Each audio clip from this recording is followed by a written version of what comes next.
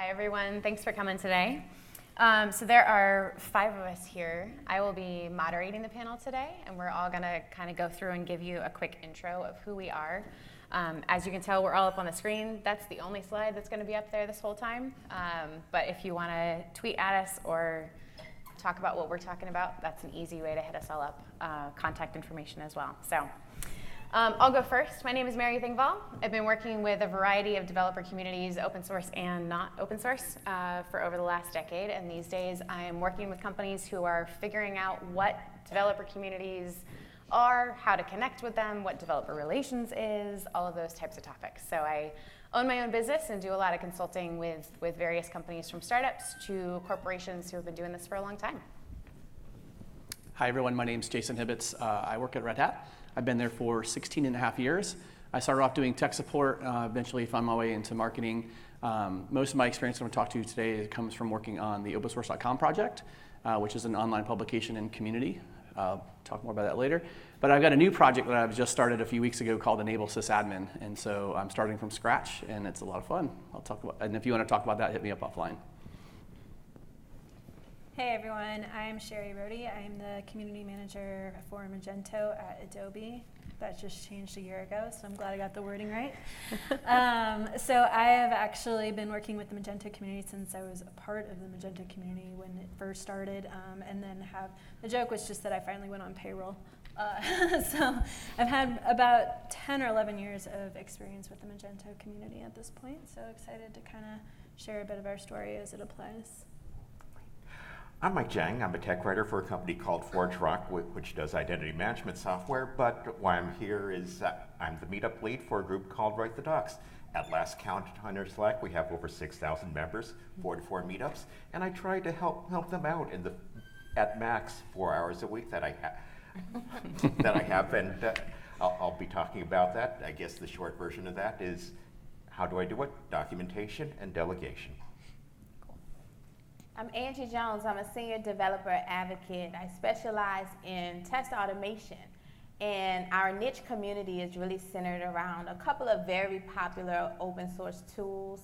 While I advocate for those tools and help with education around those tools as well, just being a member of this niche industry makes you a part of this open source community. So I'll be speaking about that as well as my contributions on advocating for it. Cool. So our overarching premise today is that the community aspect of open source is what really drives the success of the project. And we've talked about this with a few different people, but we're looking at the success of the community, and having a successful community and maintaining that successful community actually sometimes outweighs the value of the code base. So we're talking a little bit about that, about how to build those successful communities, about how to maintain them, and where kind of our community manager, developer advocacy, developer relations positions come into play there. So the first question that I'd love for the panel to address is, what experience do we all have with this concept of the success of the community, and putting energy into the community is what drives the success of the open source communities and the open source project as a whole? All right, so if you're looking for value specifically, community actually was one of the biggest factors cited when Adobe bought us for $1.68 billion last year. So there's definitely value in community. And for us, that all grew. It grew pretty organically, but also with the right people in the right places along the way. So the original founders really had a vision of having the community involved. They launched the product with forums, and through that, actually, I think the first conferences around Magento were actually initiated by the community, not by the company. So that's really, really grown. It's actually hard for us to keep up with the meetups and the conferences that happen, that the community organizes. So there's definitely a lot of value there beyond the code base. Your time is up. Perfect. I would add, if you're looking to grow your community, making sure you have a really good onboarding process that's documented, it's written down very clear. And from my experience on opensource.com, we want to make sure if we have a new contributor, a new author that's going to write, we want to make sure they have a really great first experience. And so spending that extra time up front, and even if it's hand-holding, getting them, answering their questions, helping them get through, and making sure that you can convert them into a long-time contributor. And that's exactly it for us with Write the Docs. You want to get people together. We commonly have people who work as lone writers, the only writer in their office. And even if there are other writers with them in their office, they've got to benchmark themselves. They go out, they find the community, they find somebody who says, oh my God, I have that problem too. And once you have that sense of sharing, you have the beginnings of a community. Mm-hmm. I think that in my niche, it's really interesting how the community evolved, because the number one tool in my space is Selenium, WebDriver. Anybody heard of Selenium or use it? Yes. Good. Wonderful, right? The people who typically use it are testers who may not come from a typical coding background. So a lot of newcomers come onto the project or in the community, and like was said before, the education around it, the documentation, the how to get started is crucial for my community because they don't necessarily have that skill. So there's lots of people who are in the community who might not contribute directly to the project itself, but who are spinning up training sessions or writing tutorials or launching meetups all around this project. And the success of people's CI/CD pipeline and all of this is contingent upon being able to use this project well. Mm-hmm. Mm-hmm. So it seems like the community is kind of the foundation, right? The product needs to be good, but the community is what helps it to grow and helps it to flourish and helps it to proliferate throughout the tech industry. So have you seen any anti-patterns of this? What happens when we don't implement good community practices in an open source project?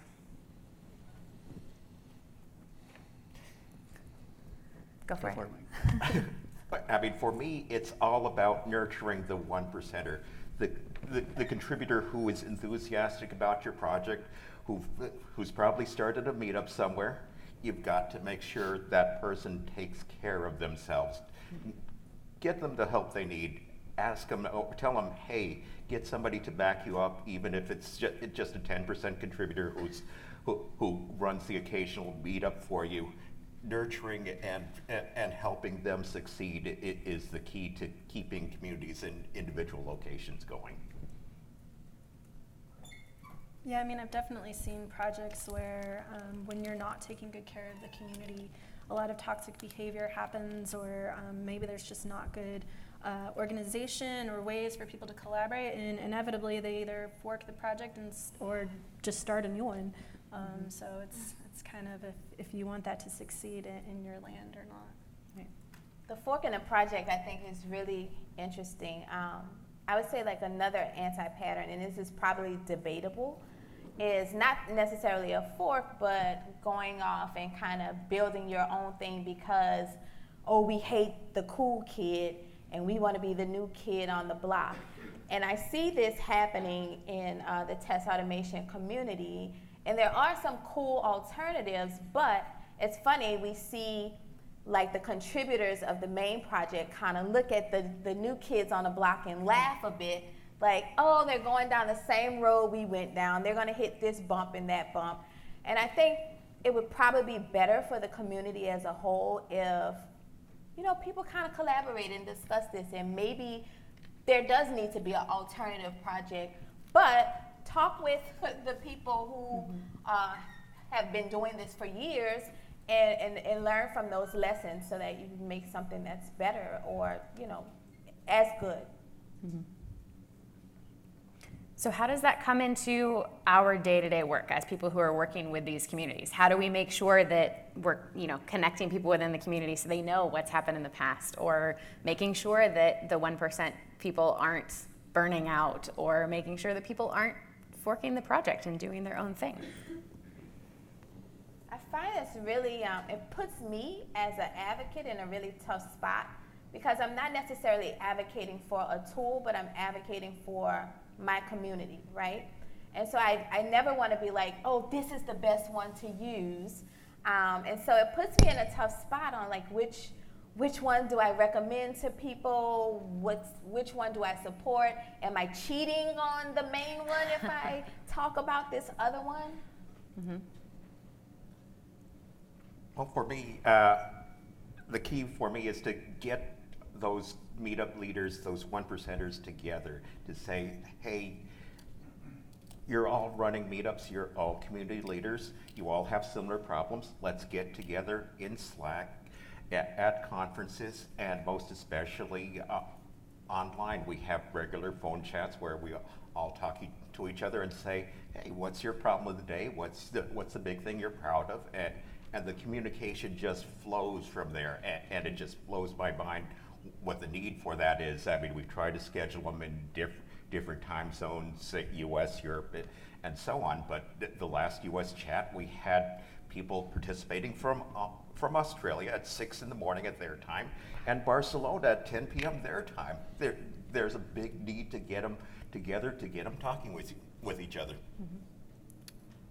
I think, sorry, go ahead. No? Okay. I think you mentioned burnout earlier, but that's something that definitely when you're leading a community you need to be aware of is when you see your key people burning out. So the things that I've been focused on the last couple years, I'm specifically on our community outreach team. So we have a community engineering team that's focused on the code base and GitHub and everything. But for me, I'm focused more on like our forum moderators and our meetup organizers and our top contributors, the Magenta Masters program. And so I'm always looking for signs of burnout and asking people like, hey, are you okay? And realizing that these same people are contributing over and over and over, and I don't even know how they have enough hours in the day to do everything that they're doing. And so I kind of switched the last couple of years in my presentations more into topics around how do you contribute to the Magento community without burning out?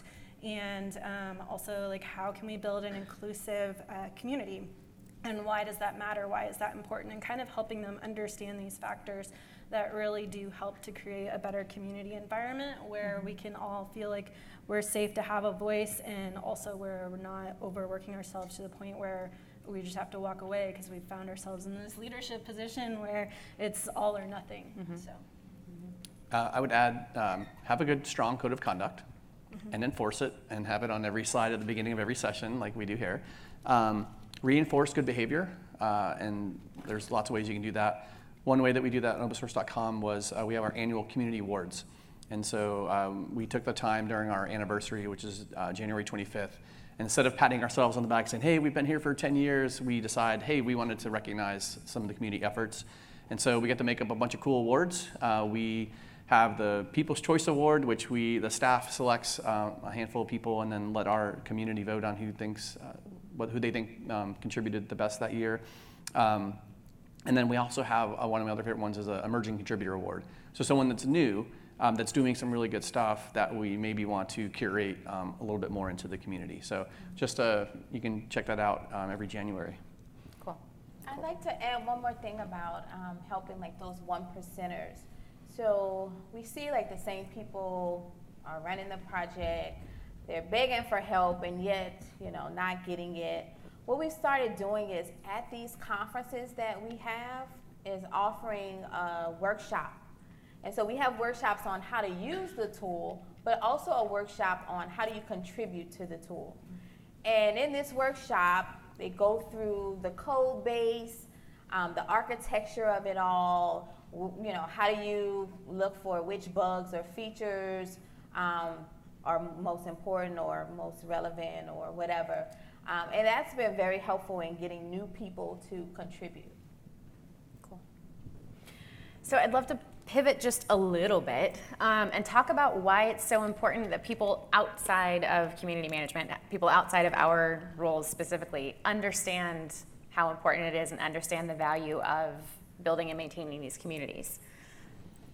Anyone want to tackle that? I'll start. Sure. I had not my direct boss, but a boss's boss who just didn't understand what community management was at all. And he was always like, "Where's Jason? He's not at his desk doing his job." And I'm like, "It's because I'm out in the world doing my job." And so explaining what your community management or your developer advocacy role is to management, making sure that you've got good metrics and that you're sharing those metrics and you're reporting on them. We have a monthly report that we send out to our community as well as to our management and to internal at Red Hat with all of our key metrics that we track. And it's really helpful because then they can ask questions if they have them. And then also, too, I do this in another talk, but a lot of times community means different stuff to community members. So making sure you have a clear definition of what a community member is also helpful. Yeah, definitely keeping your job is a good reason for people to understand it. We've all seen that happen. But I would add to that another reason is it's important for anyone on your team or in the company who has public-facing access, let's say, to understand that we're all spending that community capital. So these are all the things that the community team is doing to build up the reputation with the company and the community and the product or the project or whatever it is. And anything anyone in the company does that puts a bad taste in someone's mouth, our team is working hard to repay for that and forward for the next thing they do.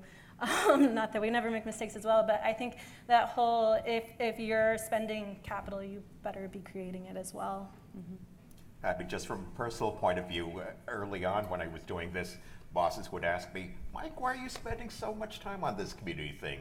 I would be able to tell them, "Hey, I've learned how to do A, B, and C through the community. Open source works where I give and people give back." Mm-hmm. I like that. Cool. So before we open it up to questions from you all, are there any open source projects or foundations that you look up to in terms of having super vibrant, healthy communities? And why do you look up to them for those things? What is it that they do specifically?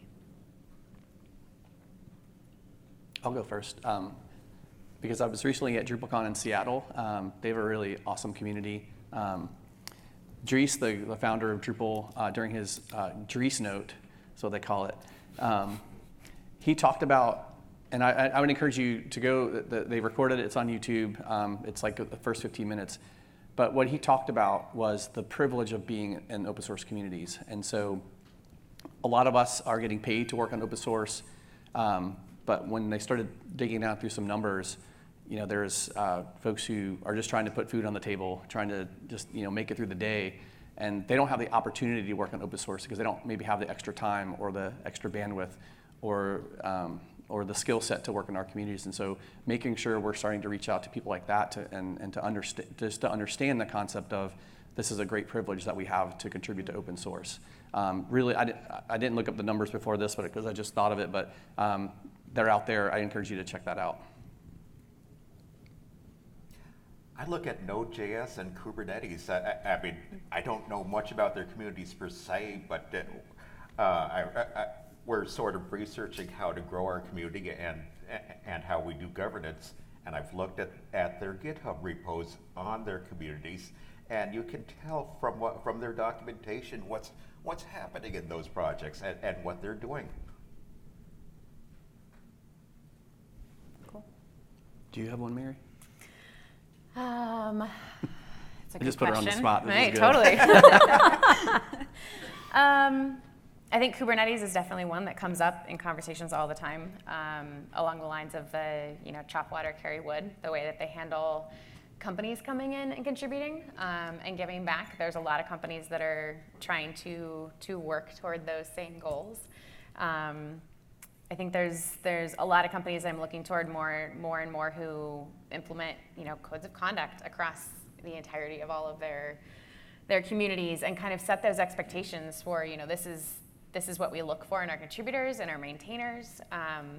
Red Hat does that with all of their projects, and they're very clear and straightforward about here's the requirements for someone joining us, not from a technical standpoint of any means, but from a community standpoint. Here's what we expect from you as a contributor.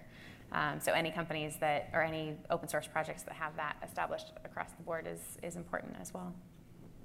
So we've got some time. We've got about 20 minutes-ish allocated to companies. So questions from you all. I will say if we can keep it to questions that are on the shorter side, instead of statements that have a tiny question at the end, that would be appreciated, just so we can get through more questions. I see a hand. We've got mics coming around the room, so. Angie, don't forget to turn your mic off. Hi, Sherrie. I actually had the question for you because you were talking about like recognizing burnout from some of your community members. What does that look like? What do you look for when you think that somebody's about to burn out? That's a good question. I don't know that I've ever put that into words before, but you see a little bit of patterns as people kind of fall out of the community. So it's something where I've learned if someone suddenly kind of falls off the map, reaching out and being like, hey, like, are you okay? Like, what's going on? How's life going? I think a lot of times we need to be aware that sometimes people leave the community and that's okay. But it's not okay if it's someone that we have a really good relationship with and we haven't checked in with them. But yeah, when they start to say things like, oh, you know, like I really need to take a break. I've been at like too many events, or I've just spent too many hours, or I actually like collect everyone's contributions throughout the year for our top contributor program, so I can see if someone has put in like a million trillion hours, and I know that that's something they're doing in their spare time, not just for work, and I kind of watch out for that. So the physical signs of burnout look very similar to depression. So anxiety, sleeplessness, loss of appetite, things like that. I know because I was like I almost got to the edge, and so I have an experience with this.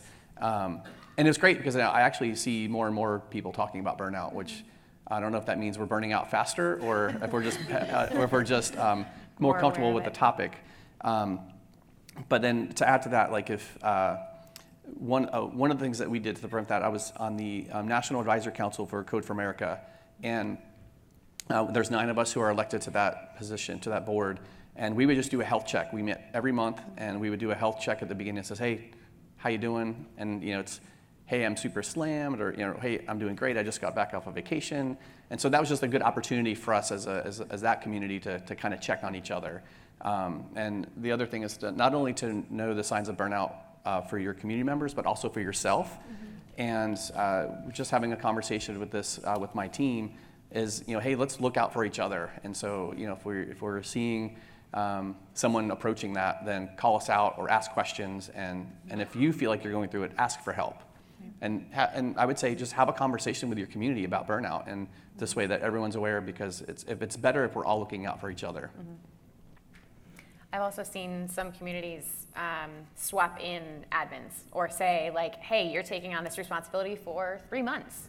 And then at the end of that 3 months, you can opt out. And if you decide you want to keep going, cool. But then there's a defined time that they're responsible for those things. So it's not as common for burnout to happen because they know, cool, it's this period of time, and then someone else can come up and take the reins. That's good best practice. Ooh, lots of hands are going up. Thank you. Okay, popcorn answers. Yeah. Popcorn answers.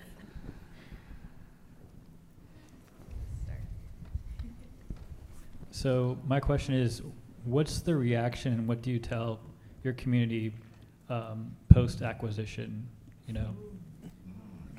don't know anything about that. You have a little more experience than I do yet. Very fresh experience, and it takes a year plus to work on that. So the biggest thing we did is as soon as the intent to acquire was announced, we got our conference organizers from the community and our top contributors on a call with our CEO and the head of developer ecosystem for Adobe, just to have that video face-to-face time being like, hey, it's cool, be patient with us, like we'll share as much as we can as soon as we can. It's a publicly traded company, so there's nothing we can talk about right now, but we will. And then along the way, it's just been a lot of intentionally wearing as much of our company color as possible at events, and just things like that to make sure that they're not losing all of their familiarity, and kind of helping them through it. I would say one of the tricky things is realizing that as a community person, you're working through that for yourself as well, because a lot of times you're really tied to that product and that brand. And so at the same time that you're helping walk them through it, you have to walk yourself through it. So.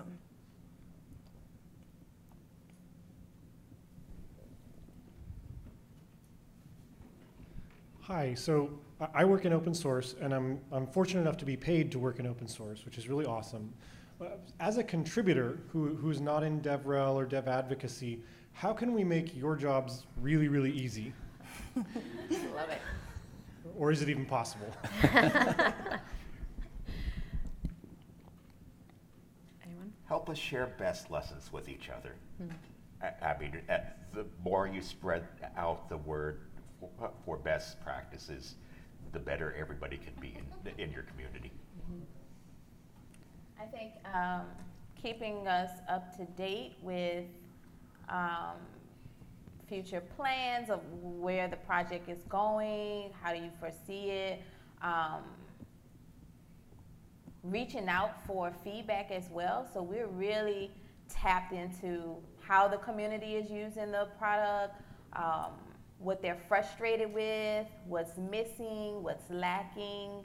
And sometimes it's really helpful for the contributors who are just heads down cranking out, things in the backlog. So establishing just that open line of communication to hear about things from the community. And I would add sharing all of the feedback. Doesn't matter if it's awesome praise, it doesn't matter if it's horrible things that we've done, right? Giving us everything so that we can then process that and pass it along to our teammates to say, hey, the last marketing pitch we did, we shouldn't do that again.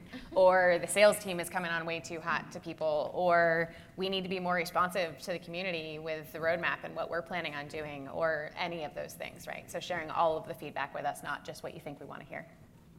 I would add one more thing, which is just model the behavior you want to see in the community, because it really makes a difference. The more people that are being positive and being open and just helping to create that environment. Yep.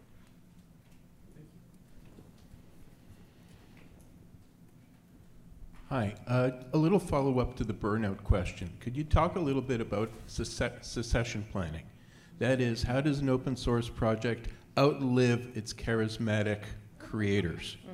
And I've seen a few projects where it comes in, everyone's full of whatever in vinegar, and then that person leaves and it all just dies. Could you talk a little bit about what a community can do to try and prevent that from happening?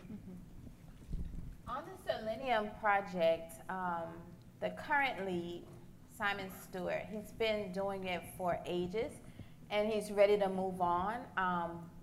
So grateful. I admire this so much about him. He didn't just say, all right, I'm out of here, I've done this, right? He's saying, hey, I'm tired. At some point, I want to get out. And so I'm letting you all know, the entire community, that right now, here is the person that I'm grooming. And so he's mentoring that person right now and bringing him to the conferences and letting us get to know who this person is and kind of helping with that transition. And he's gonna finish the next big release, right? So I'll finish the next big release and then deuces. And I appreciate that. I think that's a really, really good way to do it. I'd say quickly, documentation. Yeah. Documenting everything along the way, right? Making sure that there aren't any people who are single points of failure. And rather than letting people think that in documenting they're working themselves out of a job, helping them know, if you're documenting everything, that means other people can take on the work you don't want to do anymore. You get to do the more exciting things that you really are invested in, but making sure that everything's documented along the way. And not only does that help with succession planning, but also kind of helps with burnout in general, so that you can actually take a vacation and someone else can backfill what you do. The open source comm team does this all the time, where we can fill each other's role. Like someone knows, we write down what our publishing stuff does, we write down how to do social media, we do all the things so that when I'm out for a week, someone can step in and do the things that I usually do while I'm out, and I can actually not open my laptop when I'm on vacation. I'm actually in the middle of trying to train people to succeed me, and one thing I've done in terms of documentation is set everything out in Trello or whatever tool you like, and say, okay, this is what I do on a weekly basis, what I do to set up calls, etc. Just going through my workflow, Yep. so people can see it and take over.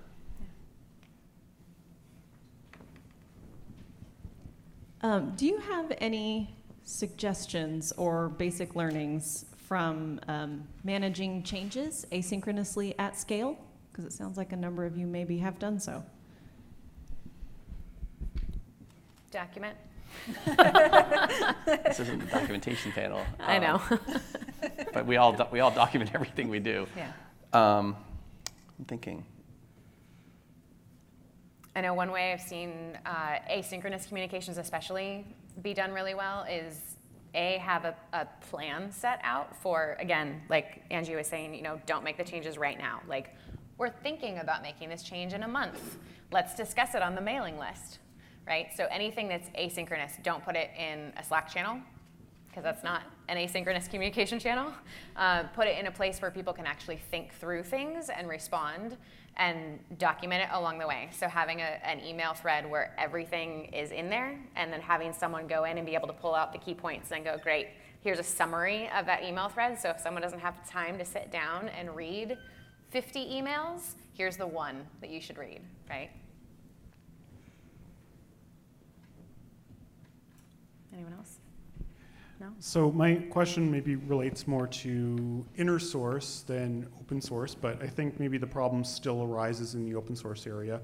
But with the move to microservice architecture and having disparate teams working on separate services that make up the final product, how do you quickly onboard new contributors to the overall product when it's made up of multiple individual pieces? I'm going to get yelled at, but document. So much of it comes back to documentation, right? Having everything written down. Here's step by step what you do to onboard, and then working that through with new members and talking to those new members. Cool, go through the instructions on this page. What worked? What didn't? Where did you get stuck? I have had several people come to me both internally and externally about how to get involved in the community.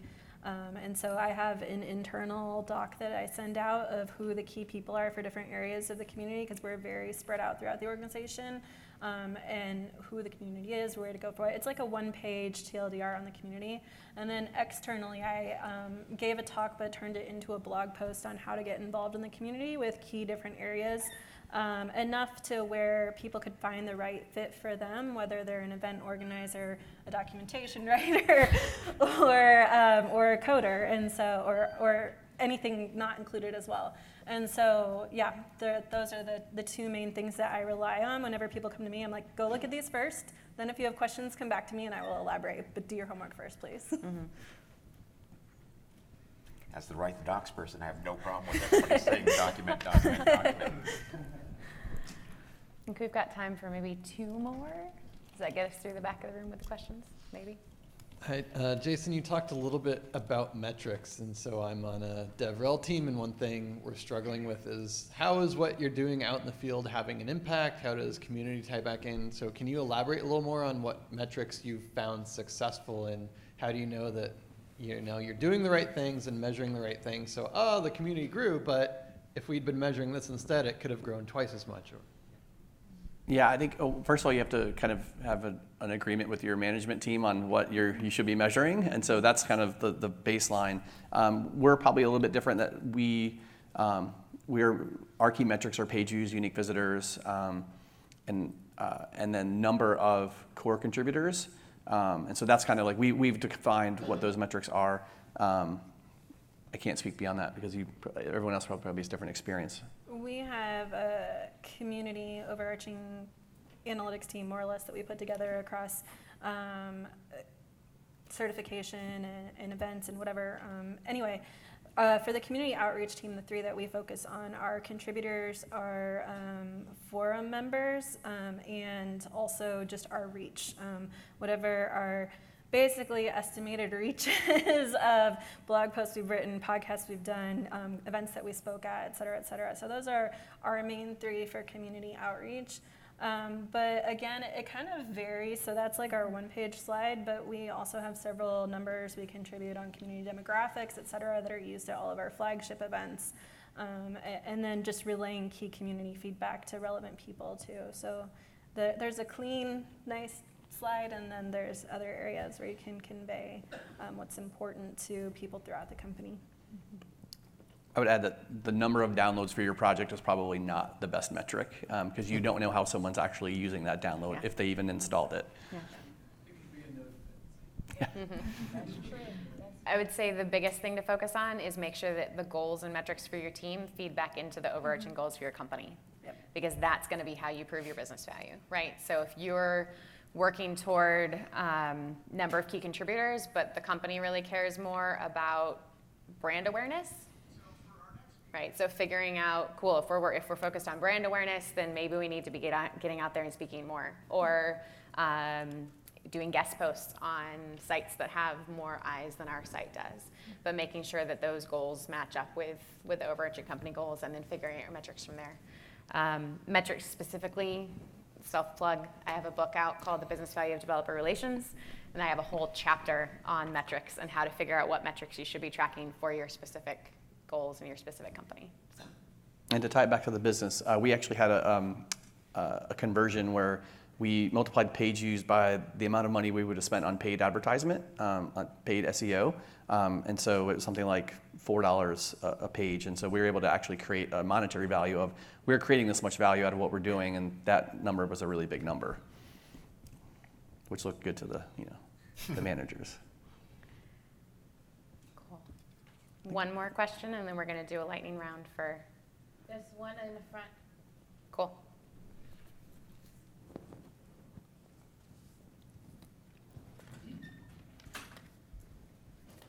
So back to the metrics question.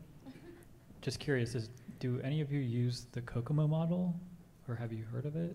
The what model? The Kokomo model for estimating the number of lines of code equals to dollars saved. Our community engineering team does that. I don't know if they use that specific model, but they're able to tell basically the lines of code, how that would contribute to hours that they would then spend on an employee. So yeah, they do use that. Cool. All right, so final question for the panel. In one, maybe 2 sentences, what's the biggest factor in setting an open source community up for success? If you have to focus on one thing. Have a code of conduct and enforce it. Listen to your community. Nurture your 1% contributors and your community leaders. You stole mine. But yeah, I would say don't get so focused on the code itself, but make sure that you are understanding the needs of the community. Mm-hmm. Cool. And with that, we'll let you out 1 minute early. Thanks for coming, everyone. Thank you.